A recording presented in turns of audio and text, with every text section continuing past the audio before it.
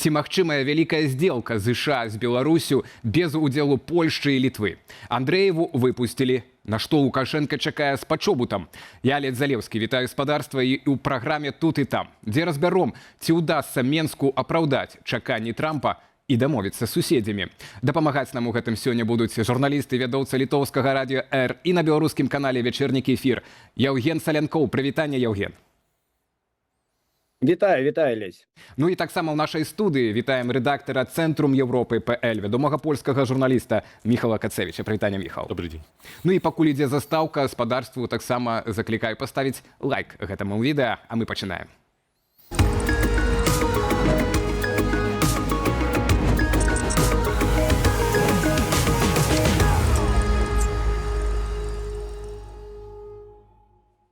І на пачатку гаспадарства нагадаем, што стаіць на кану вялікай угоды паміж ЗША і Беларусю. Пра гэта ўжо сказаў Джон Коул, спецпрадстаўнік Трампа па нашай краіне. Калі ласка.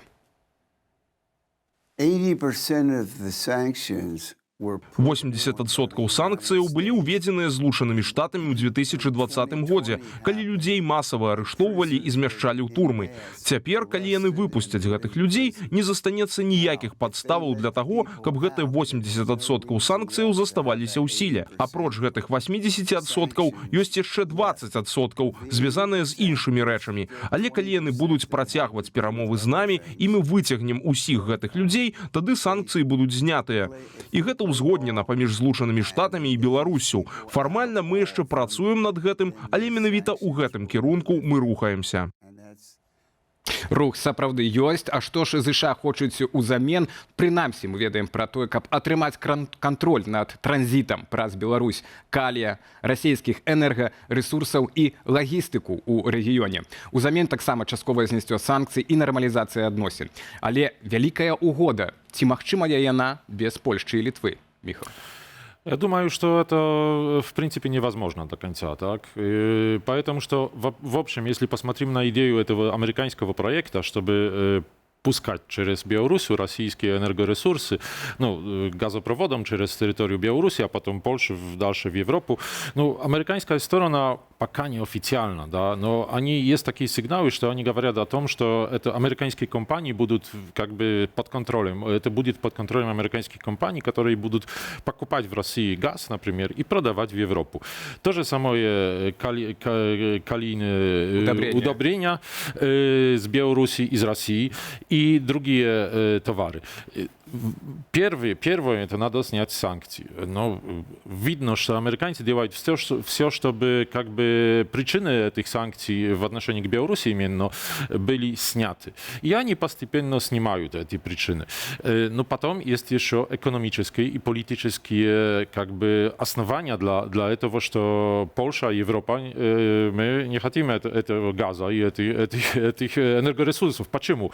Потому что мы знаем хорошо, чем это угрожает. Это мы видели в Украине хотя бы до 2014 года, когда вся политическая элита, вся система политическая была подключена к этой трубе, коррупционной трубе, и организовать политическую жизнь в Украине. Мы сейчас видим такую же самую ситуацию в Венгрии, в Словакии, которые тоже подключены к этой трубе. И мы не хотели бы, чтобы польская политическая элита или даже часть этой элиты была подключена к этой трубе, к деньгам из этой трубы. И поэтому тут как бы ожидания поляков и ожидания американцев, которые хотели бы просто зарабатывать на этом и как бы связать Россию в каком-то степени с системой безопасности в мире против Китая, например.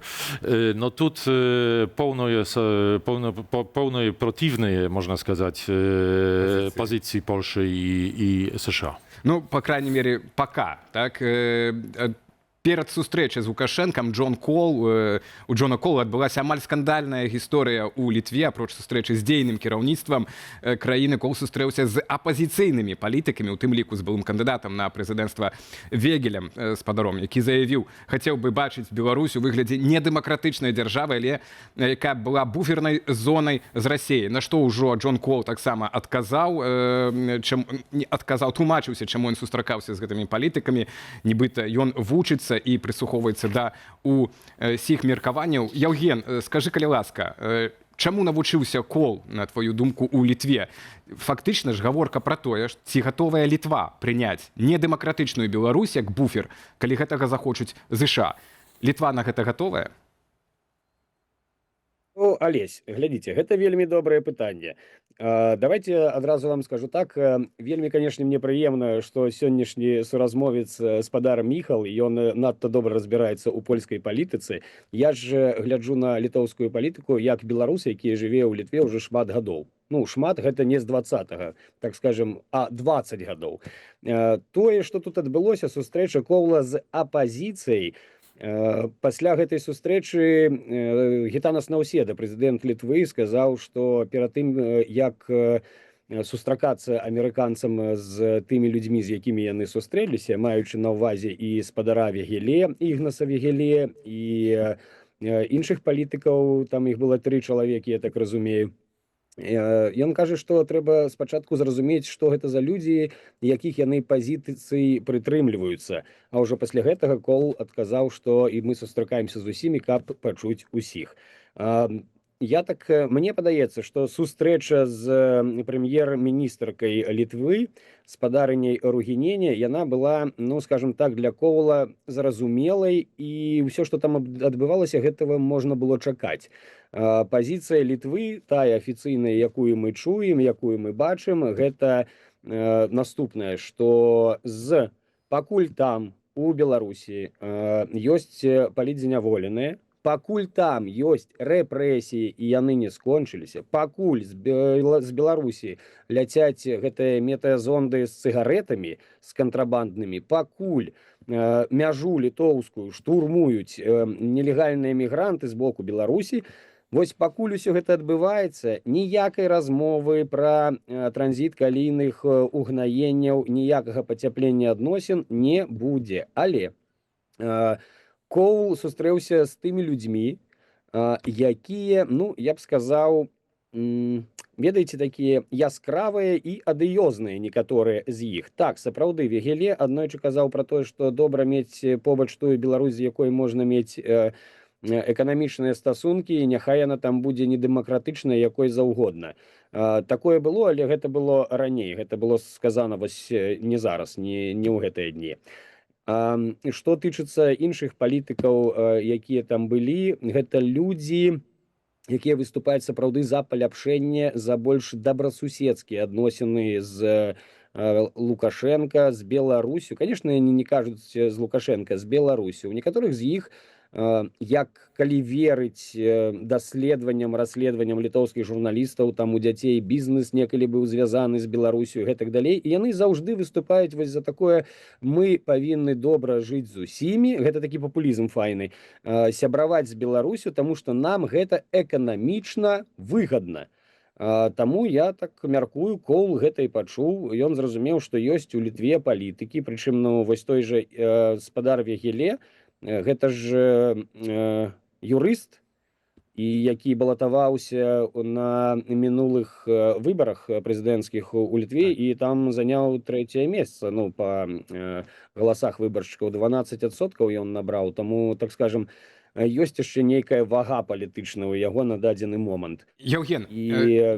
Евген, пераб'ю цябе, бо ўжо у нас абмежаваны, па-першае, час праграмы, так? А па-другое... Давай, хутка, я хутка скажу. Не будзе, нічога не атрымаецца ў ЗША у бліжэйшы час. Нават калі яны вызваляць усіх палітзняволеных, да наступных выбараў прэзідэнцкіх і ў парламент у Літве, мне падаецца, што не атрымаецца запусціць праз Літву калійныя ўгнаенні.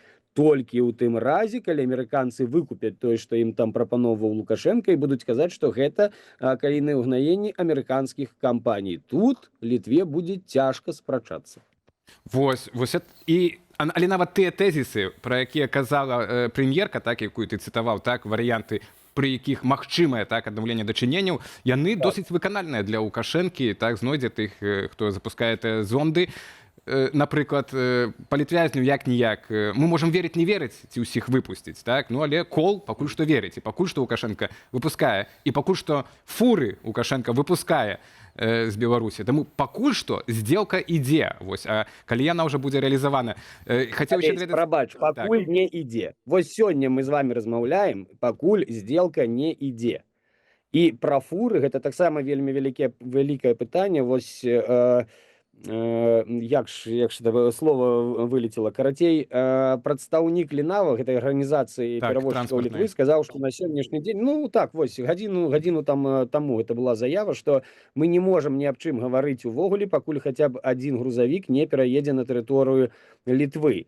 Канешне, там з беларускага боку ёсць заявы, але і Лукашенко кажа, там мы не будзем браць шмат грошай за гэты прастой, але зараз літоўцы кажуць аб тым, што гэта за адну фуру каля 14 000 еўра за 4 месяцы за одну фуру, і кажуць, што ну мы за такія грошы, ну это ну просто здурнець можна. Так, там гэта сітуацыя ў развіцці. Так, Евген, гэта сітуацыя ў развіцці. Пакуль нічога не едзе. Так, ну і пакуль едуць з Беларусі ў Польшчу былыя палітвязні, але не Анджэй Пачобут. А хаця акурат у Анджэя Пачобута днямі будзе своеасаблівая гадавіна. 5 год ён ужо будзе знаходзіцца за кратамі. 5 год ад моманту затрымання. Мы бачылі, што Катерина Андреева, журналістка Белсата, ў межах гэтага раунда прыехала ў Польшчу, была вызваленая. Да. Чаму, на твою думку, Пачобутам не атрымалася цяпер дамовіцца? Ці не ёсць так, што акурат Пачобут это вось той наступны нейкі раунд ужо менавіта дачыненняў разрульвання так паміж Менскам і Варшавай у межах этой вялікай сделки? Поэтому что Почобут это главная карта для Лукашенко. Он знает, что это средство давления на Польшу и знает, что может получить больше. Тем более, что... Как фуры в Литве. Да, как фуры в Литве. И тем более, что он видит, что со стороны США есть тут такой подход, что это какая-то торговля, что это какая-то сделка. С польской стороны, литовской стороны також.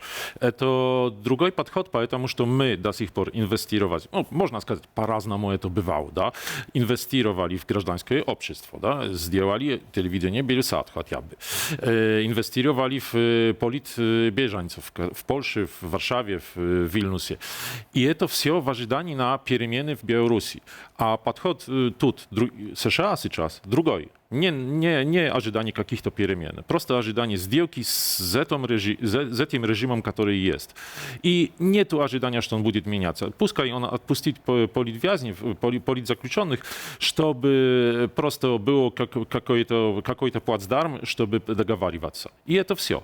И это совсем другой подход. Хотя Лукашенко это понял. Лукашенко это хорошо понимает и знает, что он может что-то получить, когда он держит сейчас Почобута, и ожидает, что со стороны Польши будут какие-то уступки. Хотя бы по этому транзите, хотя бы по торговле, по санкциям и так далее, и так далее. А у якіх умовах такія саступкі магчымы з боку Варшавы? Уявім сабе кампрамісную гэтую пазіцыю Варшавы, каб і бяспеку, так, каб не пярэчыць Трампу з адным боку, але і захаваць свае пазіцыі па бяспецы і дачыненнях з рэжымам Лукашенко. Я думаю, что разговоров про снятие санкций, европейских санкций, которые европейские на самом деле, и они самые как бы болезненные для Лукашенко, это европейские, не какие там американские, а европейские санкции. Нету пока такой темы. И со стороны Польши было уже открытие этих пограничных переходов, уже было какие-то шаги в сторону Лукашенко, чтобы ему показать, что Польша уже сделала все. И сейчас мы ожидаем каких-то шагов со стороны Лукашенко. То бок цяпер чаканне ад Лукашенко. Да. Чаму ён марудзіць? Да, вось это добрае пытанне. З гэтым Пачобутам можа не мае што прапанаваць Варшаве апроч Пачобута, так? Ці не саспеў, ці можа азіраецца на Пуціна. Так, ну это таксама гісторыя ў развіцці. Яўген, ты сказаў, што так. Умовы, пры якіх магчымая гэтая сделка рэалізаваная, так, будзе хаця бы часткова там праз Літву ці разам з Літвой, і фактычна гэтае выкупленне вось этого горназдабывальнага прадпрыемства Нежынскі, так, калійнага, 3 мільярды нават ужо уступна выставіў такі кошт цэннік Александр Лукашенко. Як літоўцы, як у літоўскім грамадстве, бо вот могуць ставіцца да такога, ну не разварота, але пацяплення, так? Бо з таго, што мы цяпер бачым нават па тваіх выказваннях, вот пазіцыях палітыкаў, літоўскае грамадства в прынцыпе да гэтага гатова. Так, Алесь, Глядзі, я не буду казаць за літоўскае грамадства, што яно гатова. Зразумела, што ёсць адсотак, і ён не маленькі адсотак літоўскага грамадства, якое асабліва вось у гэтай частцы сталічнай, тут Вільня, Шальчынінкай, Вісагіна, Здрускінінкай, вось это ўся памежная тэрыторыя. Тут шмат ёсць тых грамадзян Літвы, якія б вельмі хацелі пацяплення адносін. Ну, прынамсі, напрыклад, хаця б адчыніць мяжу, каб яны маглі ездзіць не проста, каб Лукашенко кажа, прыязджайце без візы, а каб тут літоўскае, ну, правительство літоўскае добра ставілася да гэтых паездак, таму што, ну, шмат пытанняў і шмат папярэджваюць людзей, не ездзіце туды, там КДБ. Людзям, жыхарам Літвы, вось гэтай частцы усходняй, патрэбна проста ездзіць у Беларусь да сваіх сваякоў на могілкі за бензінам. Тут вельмі важна зараз пра гэта сказаць. Ну і за нейкімі таннымі рэчамі, аднак ужо не ўсё там так танна ў Беларусі. Я б не казаў, што літоўскае грамадства гатова, актыўнае літоўскае грамадства не гатова да, скажем так, зняцця санкцый і давайте мы ўсё прабачым і забудзем. Але не трэба забываць, што, ну, ёсць тыя, хто вельмі любіць Лукашэнку. Сярод літоўскіх грамадзян такіх адсотак нават больше, чым 3%. Вось так. Вось, ну, але давайте так, не будем спекуляваць. Статыстычная хібнасць, прынамсі. Так. Ну, Але так. Ну, але нейкая там глеба ёсць. Прынамсі, ёсць спосаб так праз гэта прадпрыемства прайсці. З Польшчай ужо складаней, мы зразумелі. Ну і мы зразумелі таксама, што без адмены санкцый з боку Еўразвяза усе гэтыя адмены санкцыяў з боку ЗША, яны не працуюць, яны не такія плённыя для Александра Лукашэнкі. Таму ён па-любому будзе дамагацца яшчэ нейкіх саступак і ўдзелу ў гэтай здзелцы Еўразвяза. Ці бачыце вы гатоўнасць, вось адкрытая, ну, Міхал, табе першае гэта пытанне, ці ты бачыш этую гатоўнасць Захаду змяніць сваю вось этую суперпрынцыповую цяперашнюю пазіцыю, падыходы на больш прагматычныя, якія прапануе ЗША? Я думаю, что по отношению к Беларуси Лукашенки, ну, как бы всем уже глаза открылись. Эта ситуация не такая, как 10-15 лет тому назад, когда были какие-то... В некоторых европейских странах подход такой был, что, ну, можно делать бизнес, может, со временем Лукашенко будет более какой-то цивилизированный, более мягкий, да, он будет уступать и так далее, что можно открыть как бы гражданское общество медленно. Но такие надежды уже, это прошло. Просто Лукашенко, некрасиво говоря, он потерял девственность в 22 году. Он просто пошел с Россией на войну. И это все знаем. И сейчас как бы постоянно мы знаем, что в Беларуси есть инфраструктура военная российская, что в принципе с военной точки зрения, с точки зрения безопасности, это Беларусь это просто часть России, российского пространства, военного пространства. И в Европе тут нету как бы наивных людей, я так думаю. За исключением, конечно, некоторых популистов, которые, ну, это другой вопрос. Это не вопрос наивности, это вопрос, я бы сказал, цинизма какого-то. Ну, і асобных краін, Венгрія, Словакія. Да. Так, у Венгрыі хутка выбары, і, магчыма, будуць там змены палітычнага курсу. Евген, у цябе я, можа, тут не пра нават еўрапейскую перспектыву, а пра тваю асабістую. Вось у дадзенай сітуацыі, пра якой кажа Міхал. Ну, так, мы все ведаем, які Лукашенко. В Европе уже таксама все ведаюць, які Лукашенко. Але мы таксама з табой разумеем, у якой тупіковай цяпер сітуацыі палітыка апынулася, заходняя, скажем так, датычна Лукашэнкі, таму што ціск ёсць, але 6-й год нічога няма, вынікаў няма, вайна працягваецца. Можа, сапраўды, ты як беларус, можа, сапраўды паспрабаваць інакш, разварушыць гэты мурашнік вось такімі прагматычнымі на пачатку захадамі? Як праз эканоміку працу.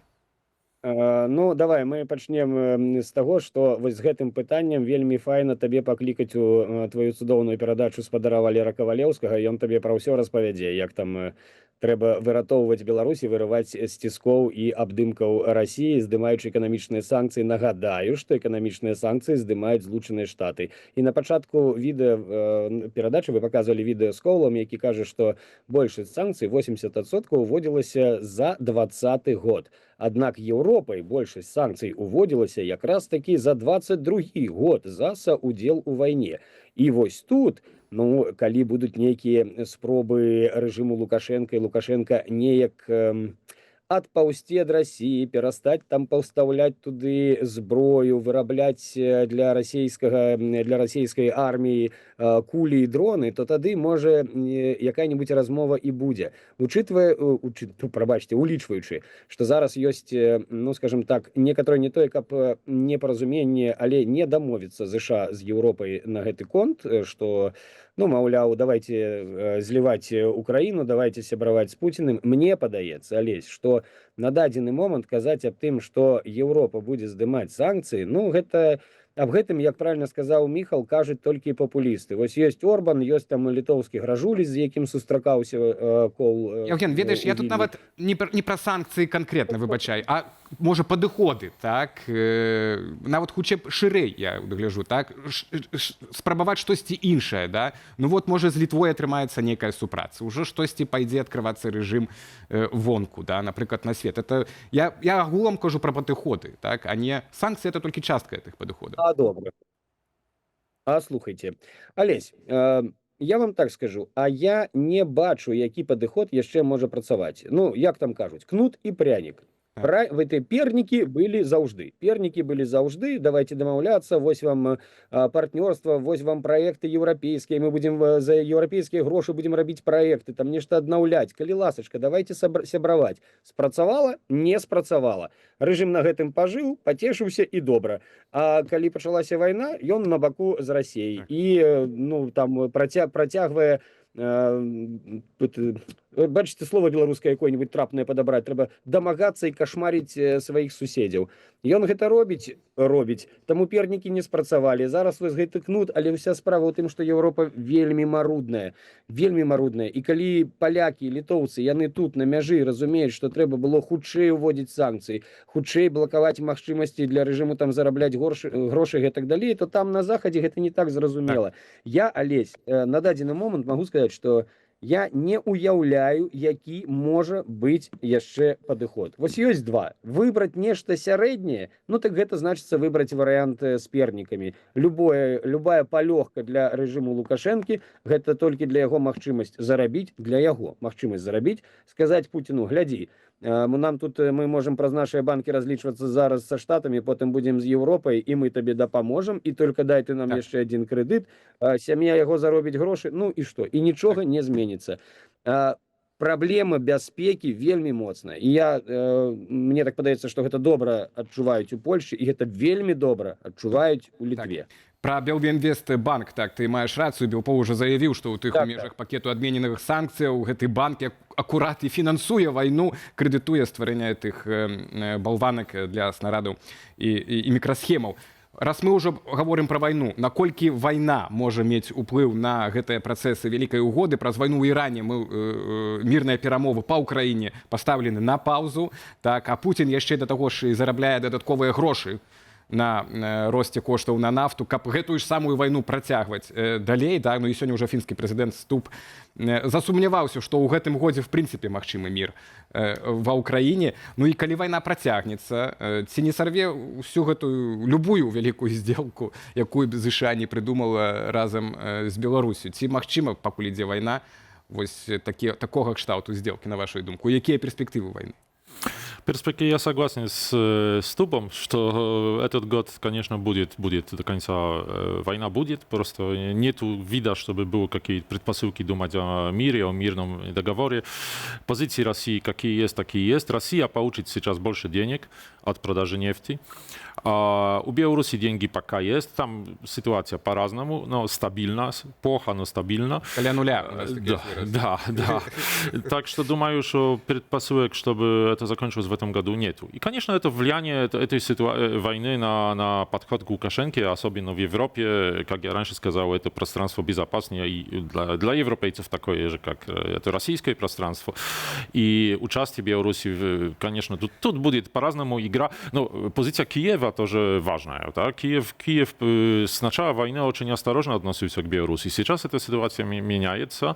Так что война, в принципе, будет главным фактором в отношении, если думать о влиянии на отношение к Лукашенко. Так, Європи. ну і так ви так зрозумілі по планах Олександра Лукашенки і Колу, який казав, що це все-таки до кінця года мають реалізувати цю зділку в плані визволення політв'язнів. Так що тому гэта, магчыма, будзе доўгая гісторыя. Коротко, у тебе ёсць штосьці дадаць, Євген?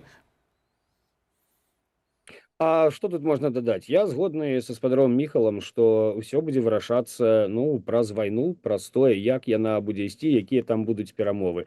І проста ўявіць сабе сітуацыю, калі Польша і Літва, якія ну, вельмі моцна падтрымліваюць Украіну і бежанцаў з Украіны, і тут яны будуць праводзіць нейкую угоду з Лукашэнкам, ну, мне падаецца, што это проста нейкі сюр.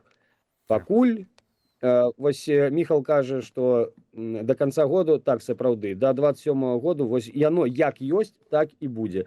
Ці будзе горш, наўрад ці. Лепш таксама не будзе. Не Вось, факт. трэба думаць, што год можна не абмяркоўваць увогуле нічога. Ну, все, скончым тады на гэтым наше абмеркаванне, Євген, такім разе. Дзякуй табе вялікі за Ой, ўдзел. прабачце. Дзякуй, Міхал, табе Спасибо. таксама. Спадарства, дзякуем вам за вашу увагу, за ваши лайки і каментары. До наступных эфіраў. Спадзяюся, больш аптымістычных.